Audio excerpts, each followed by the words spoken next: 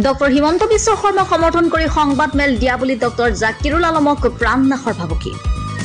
doctor Himanta বিশ্বৰ সমৰ্থনত সংবাদ মেল দিয়াৰ অভিযোগ তুলি মিডিয়া মেনেজমেণ্ট এণ্ড ৰিচাৰ্চ এছ'চিয়েশ্যনৰ কৰ্মকৰ্তা doctor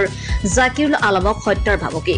media management and research এছ'চিয়েশ্যনৰ উদ্যোগত চলা দুবছৰীয়া জৰীপৰ তথ্য প্ৰকাশ কৰি চলিত বৰ্ষৰ 4 মেৰ দিনা এখন সংবাদ মেল দিছিল অনুষ্ঠানটোৱে উক্ত সংবাদ মেলৰ বাতৰি প্ৰকাশৰ পাছতে ডক্টৰ জাকিৰুল আলমক ভাবুকি প্ৰদান কৰা হয় 6 মেৰ নিশা প্ৰায় 9 বজাত জাকিৰুল আলমক ভাবুকি প্ৰদান কৰা হয় আৰু এই ঘটনাৰ পিছতে তীব্ৰ নিৰাপত্তাহীনতাত ভুগিছে জাকিৰুল আলমে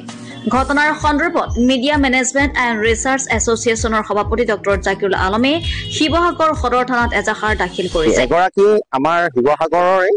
আছাদুৰ ৰহমান বুলি কয় এগৰাকী ব্যক্তিয়ে মানে আমাৰ এটা নিউজ চেনেলত আমাৰ 6 মে তাৰিখে ৰাতিয়ে আমাক প্ৰাণনাশৰ ভাবুকি আৰু হিমন্ত বিশ্ব শৰ্মাক সমৰ্থন কৰি যদি ভৱিষ্যতে আৰু যদি কিবা কথা কয়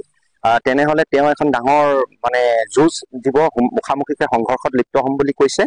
ৰাজহুৱাকৈ এটা সংবাদ ইলেক্ট্ৰনিক মিডিয়াৰ যোগেদি আৰু লগতেই তেওঁ ধমকি দিছে যে মোকো তেওঁলোকৰ মানে